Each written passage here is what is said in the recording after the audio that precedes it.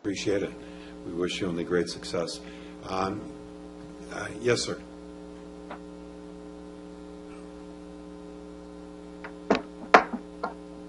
Once again, sir, if you could sign in your first and last name, please. Once you've done that, if you could introduce yourself, and then you will have 5 minutes to make your delegation. My name is Anthony Granny. Born and raised in Oshawa, went away to university and lived in Toronto for 12 years, and then chose to move back here 10 years ago. Love it. I also live on Nassau Street. I don't have facts. I am not an expert. There have been experts, speaking experts with 20 years experience. John Howard, who knows how long the John Howard Society's been around. I am not going to comment on that. There's just a couple things that came up. One, and I could be wrong, so please someone shout at me if I'm wrong. A lot of people are talking about taxes.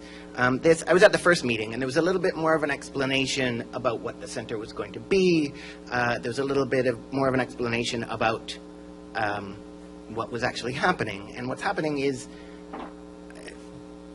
please correct me, they're looking for municipal approval to apply for a provincial grant.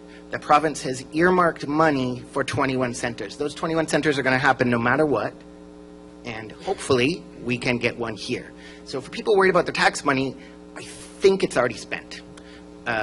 So if we get one here, then your tax dollars are going to go to something here. If we don't get one here, then your tax dollars are going to go to somewhere other than here and Peterborough. Those are the only places I know that aren't going to get them. And a lot of people have spoken about this. This for me is about lives. The graph that was at the first meeting, the graph that was at this meeting, 50, or depending on how you interpret it, 50, 52, 50-ish people in 2017 had overdoses here. That's one a week in Durham. Okay, I'm going to talk about not my backyard next. 50 people died in Durham. It's about one a week. We had the first meeting 5 weeks ago, 6 weeks ago. So again, I don't have stats. I'm not going to pretend I'm an expert, but potentially 5 or 6 people have died since the last meeting. One of the things Councillor Nicholson said towards the end of the next meeting, or the last meeting, was we have to try. And that's something that really stuck with me. What I see here is an opportunity for organizations with lots of experience to do this, to try something that no one is saying is the ultimate solution, that no one is saying is the one solution, that no one is saying is going to stop every death, that no one is saying is going to help everyone recover and not be an addict anymore and live a perfect life and get a job and a big house and a dog. What they're saying is there's an opportunity to try something that all of the evidence seems to suggest might help. And for me, that's enough.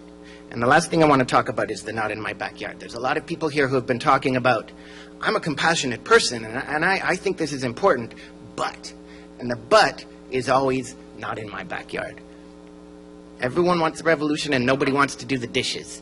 You gotta have it in your backyard. If you want to try, you gotta let it be here. And I live on Nassau Street. I open my front door and I see Midtown Mall. It is my backyard. I want it in my backyard. I walk my dog by Midtown Mall every day. I walk under that bridge, and it's been amazing that the city put the needle box there. That's made a huge difference. Imagine what a safe treatment and consumption center could do.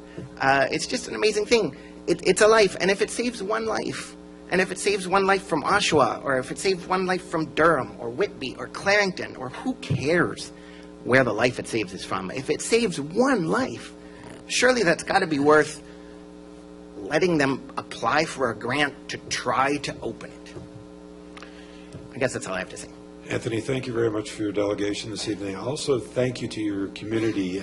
You did a great deal of outreach work in the park and helped many individuals that were displaced. So the people on Nassau and surrounding areas did some wonderful work. So thank you for that. I greatly appreciate it. Thank you for coming this evening. Thank you, sir. Thank you, sir. So, young lady, yeah. If there's anybody that's sitting where Mary is, and you want to make a delegation, you're going to have to stand up so I can see you, because I can't. So, good evening.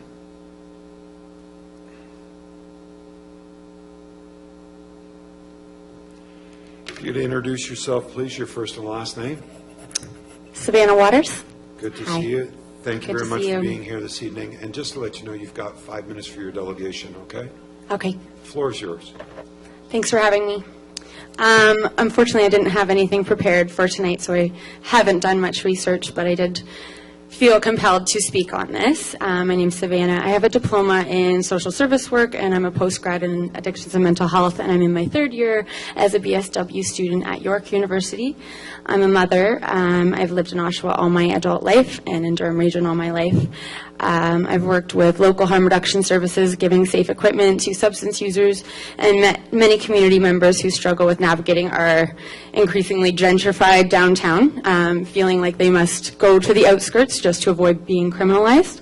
I work at 2 women's shelters as well as mental health crisis beds, and see a variety of people who have struggled with addictions, many of whom started using prescribed opioids due to chronic pain, but oftentimes, as anyone could have experienced, is trauma, right? A lot of addiction comes from trauma. So when you have that in your past as well, and then you are having prescription opioids, well, opioids prescribed to you, you're much more likely to become addicted. So in my lived experience, I've been fortunate that my life has gone down a path that has afforded me the privilege of being educated in helping the people that make up my community and our community. I echo what's been said, that these are people, this is Oshawa, these people that we would be helping, they are residents of Oshawa. I'm constantly working to support individuals through the red tape of the housing and food security crisis in Durham, the skyrocketing rent prices, and the lack of affordable housing. I see people bouncing around service to service. These are people that, again, histories of child abuse, neglect, emotional trauma. The wait lists for affordable housing are impossibly long right now, as I'm sure you all are aware. So it's hard to get people housing, which is a basic need, right? To have somewhere safe to even begin to think about recovery. And that's not to mention a lot of people, again, with addictions are not homeless. So when the region hasn't done enough to address the pain and address the root of the issue, as Brian Nicholson had mentioned, like we're not addressing the root of the issue, well, we have blood on our hands. Right? If a harm reduction approach is a stepping stone of any kind, we should be jumping at this opportunity. My life may not have gone the way it has. Each and every one of us who experiences immense pain, if someone handed you something to alleviate that in that moment where you were in your darkest place, and you knew that stopping using that would bring back the pain, you would get hooked too, especially considering past trauma and lack of social supports. On a more personal level, my friend Tyler died of an overdose a year ago after all of his bridges had been burned by the consequences of his illness. He had tried to get clean, had nowhere to go, and after periods of abstinence, what happens is your tolerance goes down, right? So when you begin to use that substance again, your risk of overdose is increased. So when you do, like, abstinence is actually quite risky in that sense, in that approach. So my friend was actually already at a shelter when he used enough to overdose that night, and he was using in private. So he had to hide this for fear of being sent to jail, right? So fear of being criminalized increases that, that alienation, and where, if we just had a supportive place for him to go, as he was obviously already using some of the community resources, then he might have been supervised and he might have been saved sooner. Some people I hear suggesting that more people will use, or that more people will die out in front of a consumption site. This is simply not how the harm reduction model works. And part of this is about education. So everything I've learned in my education is that abstinence-based and mandated addiction treatment increases the risk of future relapse, and as well as other risks. It comes down to unconditional support as putting the human first, and that's what we try to do in the social service world, and just on a human level, right? if someone can walk into an agency and feel that. And again, that comes with reduced policing as well. They're more likely to have that, even if that's the 1,000th time they've gone in there, they're more likely to move towards getting clean, which it sounds like many of us want. So part of this consumption service, it sounds like, would encourage public education and destigmatize addiction, which also helps people get clean. We need to be humble enough to acknowledge that we might not have all the answers. We need to listen to the stories and the longer-term research. We need to prevent more death and disease. I speak with people every day who know there are gaps, who try to get help even when it seems hopeless. When we walk down the street and see people using, or we see these needles, it's a sad day if our city can pass by that gap and not provide a safe, non-judgmental medical service that can be a foot in the door for those trying to stay alive until something more is done to help people have a foundation to step on, right? I need you to wrap up. Okay, thank you. Sometimes there's really long wait times for addiction treatment services, and I've talked to people crying on crisis lines, asking what they can possibly do in the meantime in order to avoid withdrawal, or avoid going to jail, or avoid being a public eyesore, or avoid going into a tent city and having their tents burned down or their tents ripped down. Methadone treatment is one form of harm reduction as well, but not always a viable option for some. So a consumption treatment site in Oshawa where our substance using community would be a great step towards a future where people have some hope. So as a human, I hope Council will show full support in Oshawa being the potential location for this. And thank you for your time. Thank you very much for your delegation, and thank you for your work in the community. So thank you very much for that. Yes, young lady in the front here, if you come forward, good evening. If you could sign in, please, your first and last name, please, and then if you could introduce yourself, please. And just a reminder that you do have 5 minutes for your delegation this evening. Good evening. Good evening, and thank you for allowing me the time to make a presentation at Council. I appreciate it. I don't do this very often. In fact, this is my first time, so please bear with. I have met with a number of council. Hold up. Your name, please. Oh, I'm sorry. My name's Fitz Mathison. I'm a Ward 4 resident of Oshawa. Thank you very much. Sorry to throw you off.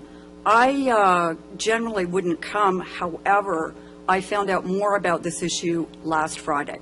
So in a mad scramble over the weekend, I spoke with a number of people, business people and residents who didn't seem to know anything about it.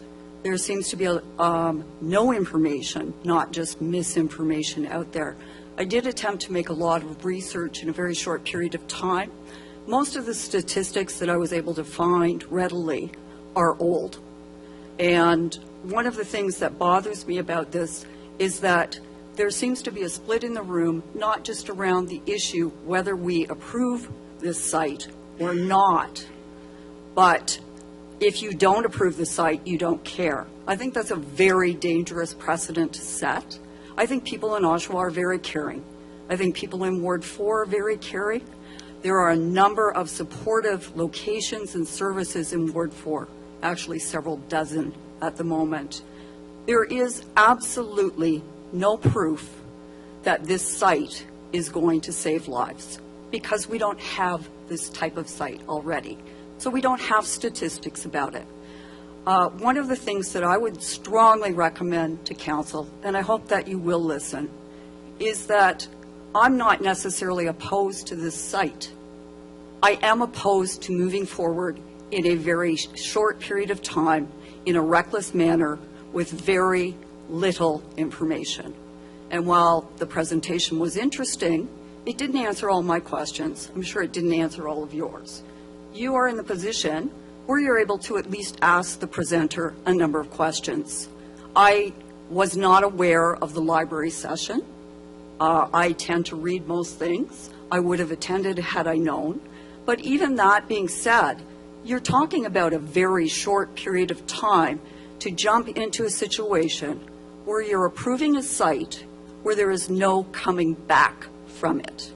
So if there are problems with the site, if there are problems with local businesses, if there are problems attracting more small business, which Oshawa is going to have to do to survive in the downtown core, we have no recourse. This site, and I have to thank Councillor McConkey for pointing it out, the site in BC was put in as a pilot project. It's never leaving. So if this actual project is not successful, and how do we measure its success? Is it that people do attend it? Is it all people attend it? Is that there are no needles? I don't know. Those would be questions for the councillors to decide. But if you decide tonight, with the amount of information that's been shared, I would say that's a very, very reckless motion. And I would caution you that the businesses in the proposed site know nothing about it, and the people living in the ward very close to the proposed site know nothing about it. So I would strongly recommend that council go forward with town hall meetings to share more information, because people can't make well-informed decisions on scant information. This is a long-term serious issue. It is repeatedly been referred to as not the answer. It may be a step to the answer, it very well may be, but I don't believe enough information has been shared to guarantee that. There are no guarantees when dealing with addiction. There are no guarantees with dealing with mental health. Everyone has their own path. I understand that very well. But I think the problem tonight is that you're presented something very quickly, and there isn't sufficient time to process potential detrimental outcomes and positive outcomes. I'm not someone who wants to see people die. I don't believe anyone in this room wants to see people die. But what we do want is for the rest of people who are not dealing with addictions in a direct manner to feel safe. I think that's a pretty fundamental right in Oshawa, and I haven't heard from the people putting forward this proposal that that's going to be a guarantee. What I have heard is, oh, there are, our staff are trained. That's wonderful. Absolutely wonderful. But that is not going to deal with the little kids going to the dollar store, the mom that's got to take her kids with her when she goes to the legal clinic, the fact that the library is a stone throw and one bridge away, and children are there, the fact that vulnerable people, people with disabilities, and senior citizens are all in the neighborhood, and none of them have been told about this. I need you to wrap up, please. I very much appreciate your time. I hope you will consider it very seriously. And I very much hope there's a recorded vote, because I believe the people of Oshawa will hold you all accountable. Thank you very much. Thank you very much for your delegation this evening, and thank you for your candor. We greatly appreciate it. Continuing, Marco, come forward, please.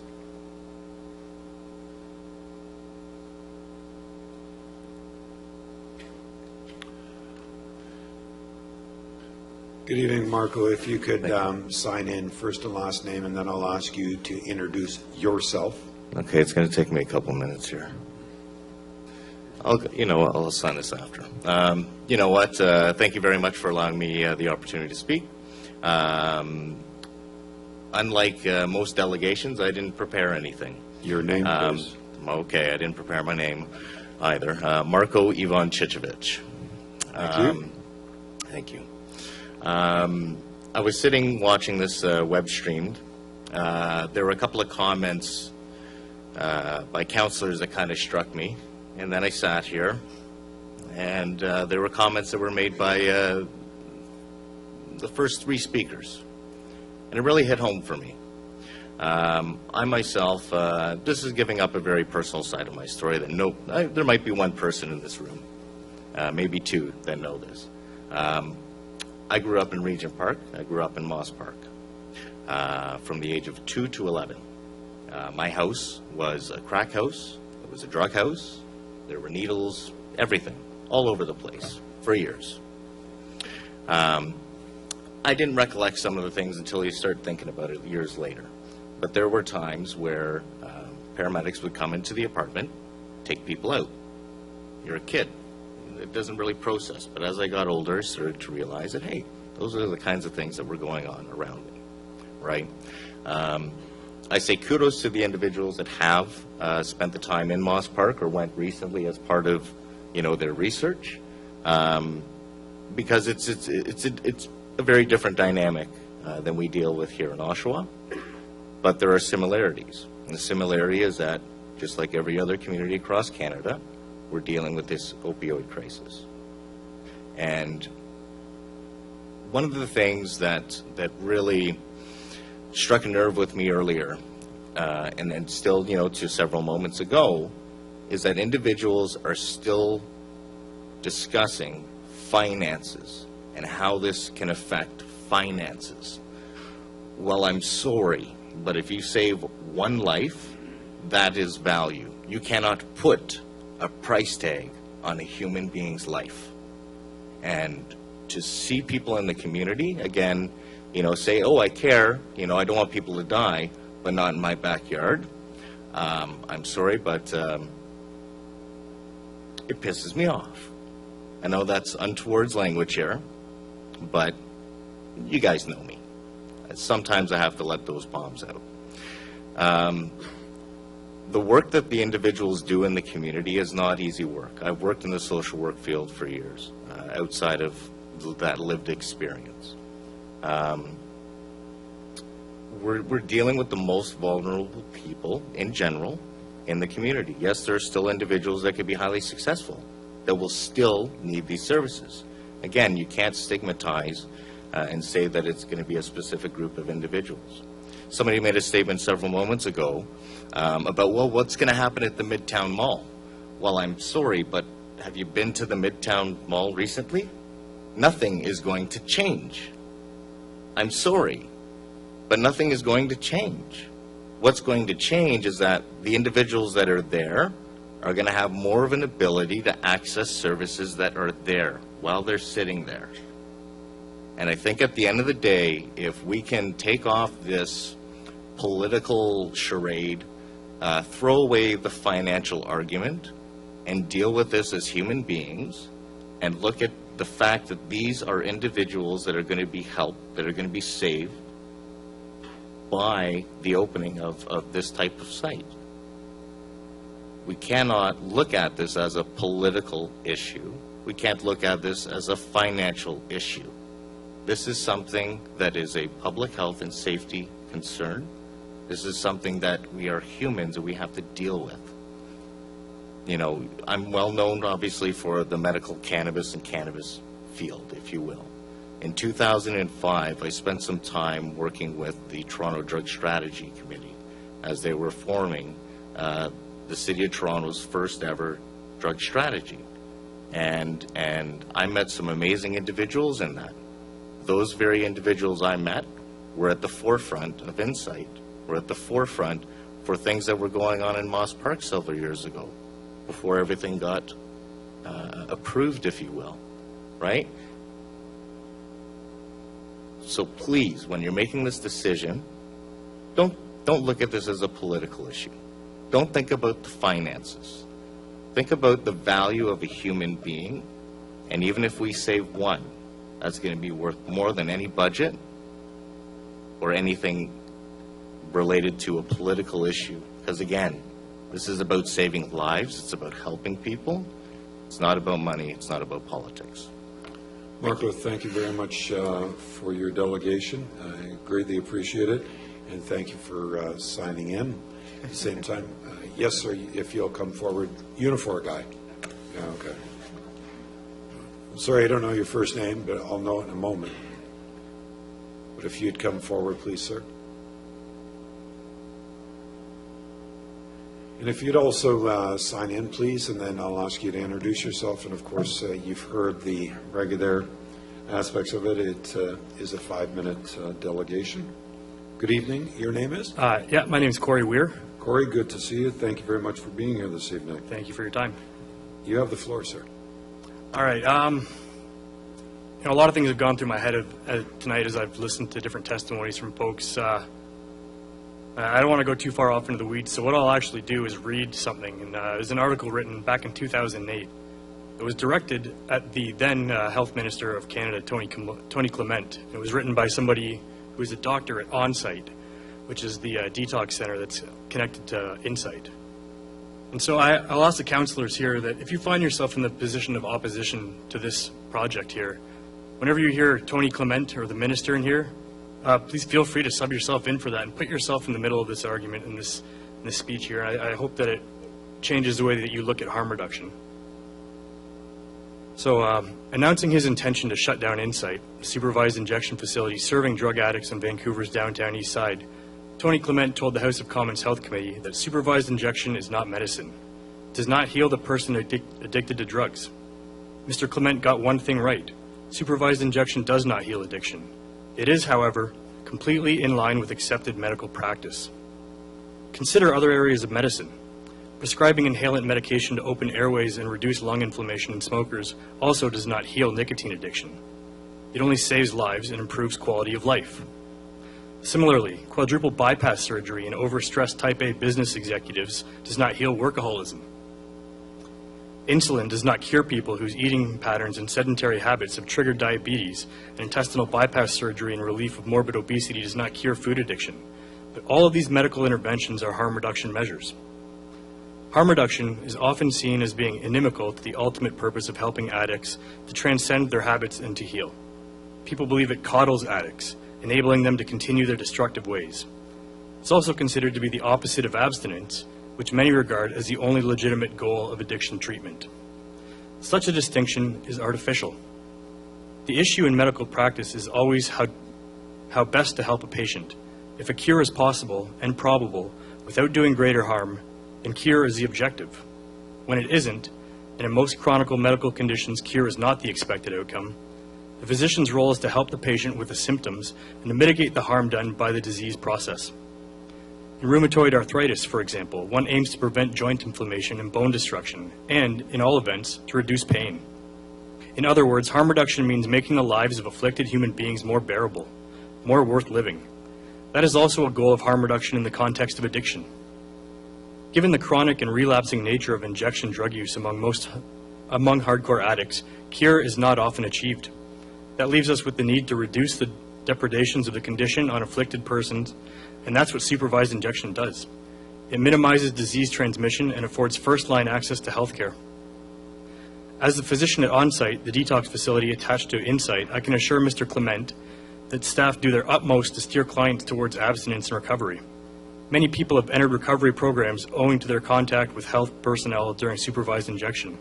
For all too many addicts, Insight is their first exposure to a caring, compassionate, and non-judgmental model of medical care.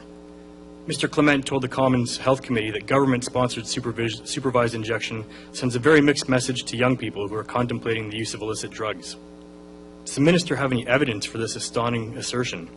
No one contemplates addiction, and no one becomes addicted because of such messages. The chronic condition of severe substance addiction is caused, in most cases, by the distorting effects of early childhood abuse or stress on the developing brain, often in the context of multi-generational trauma and social dislocation. Much more could be done, and much more needs to be done to prevent addiction, and much more to cure it. Harm reduction programs such as Insight are a small but necessary step, a practical way for our healthcare system to extend compassionate treatment to those who most need it. And so this kind of challenges the narrative that's being trotted out by some folks. This isn't a cure, but certainly there are mountains and mountains of evidence. We need to challenge this narrative that there's not enough evidence, we don't know the statistics. There are decades of statistics on harm reduction research. There are global examples with mountains and mountains of evidence. We just need to look it up, and we need to trust the experts, like these folks here who have just immeasurable patience. I commend you with your patience in dealing with these questions. It must be you must try your patience. I know you can't say that, but there's just so much evidence, so much overwhelming evidence that this is effective policy, that the fact that it's even up for debate is really astonishing. I mean, the evidence is there. Just look out and grasp it and educate yourselves. Ask thoughtful questions, not intentionally antagonistic questions like some folks. And that's basically all I have to say on the matter. Thank you. Cory, thank you very much for your delegation this evening, and thank you for sharing that particular article. Jesse, if you'll come forward, please.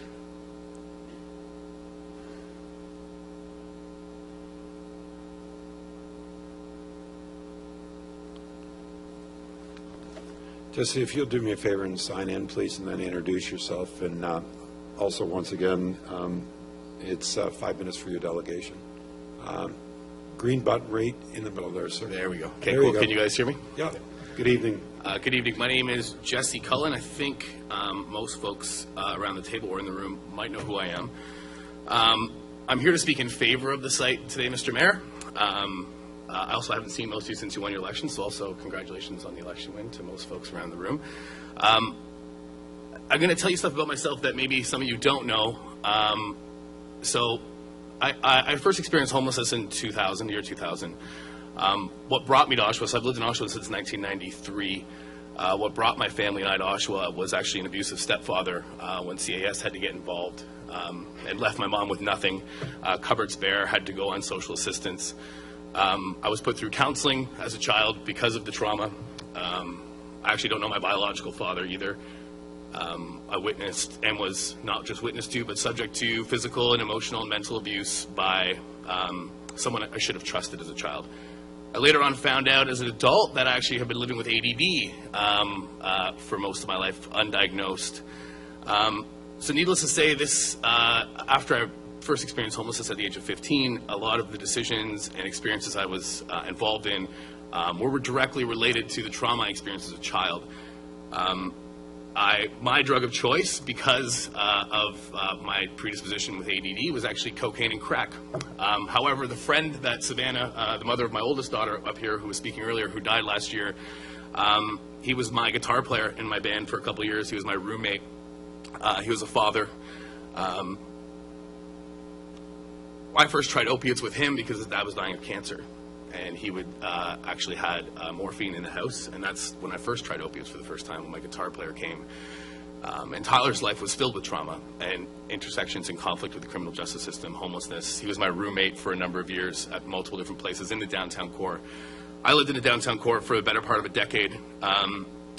And so because of those experiences, and Tyler's not the only friend I've lost to this crisis, he's just the most recent.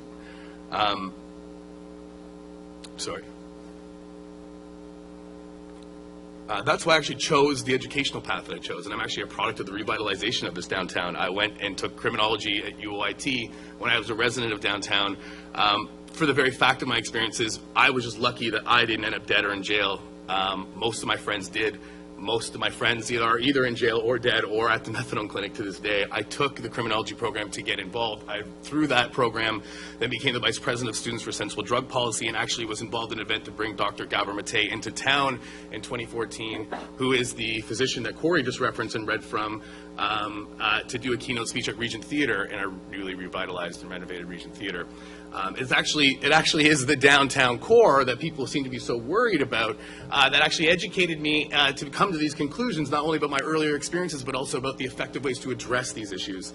And so it's kind of ironic hearing the concerns about the students that be down the street and the businesses and the revitalization, the university. Has anyone talked to the university? Yeah, I mean, I was educated at that university, and this is where I gained this perspective. So I think I provide you this information to let you know that there are things about everyone that you may not understand or know about. Many of you know me through whatever advocacy I do publicly, but I don't really share those stories as publicly as maybe one should. Through those experiences, I got into organizing. I now organize healthcare workers for a living. I actually just organized the Carrier Community Health Center in Oshawa at the end of 2017, and we're in bargaining with that employer now. But I work with healthcare workers who are frontline workers in the opioid crisis, who are street nurses, who work in hepatitis C and street outreach. These are the types of workers that I hear their stories every day, who work with people who are dying on the streets as we speak. I think it's important to recognize that people are dying now. This is a crisis. I want to break away. I know I only have probably a minute and a half or 2 minutes left, but I want to actually talk about what the Supreme Court of Canada outlined as prerequisites for approval of these types of sites. They talked about, and I got a lot of this information by speaking with Jillian Cola, by the way, who is from the Moss Park OPS, and she would love to provide more information if given the opportunity as well, but they're also in the approval process of extending their permits right now. But they talked about the impact of such facility on crime rates, the local conditions facilitating the need for such an injection site, the regulatory structure in place to support the facility, resources available to support its maintenance, and expression of community support. Those are what the Supreme Court said. The Ford government has now said, do you have the approval of your municipal council? Is there going to be security at the site?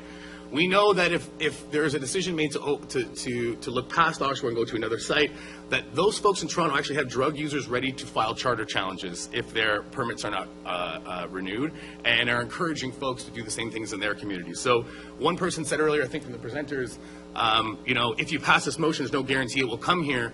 The opposite is also true. If you don't pass this motion, there's also no guarantee it won't come here. Because if you actually cause harm to a drug user by your decision, and the Ford government decides not to provide the funding for a site here, there could be a charter challenge, and we could be seeing us through the court process to mandate a site here because of the demonstrated need. So I just want to recognize that it would be great to have council's buy-in to avoid that kind of legal conflict, but that just because you say no does not actually prevent the site from coming here legally based on this decision from the Supreme Court. I need to wrap up. I had other comments. I'll probably provide them to you at another date. Thanks for the opportunity, and I hope you support the creation of the site. Jesse, thank you very much for your delegation this evening. It's good to see you, by the way. It's been a long time since I've seen you. So, gentleman right here with the gray sweater, if you'd come forward, please.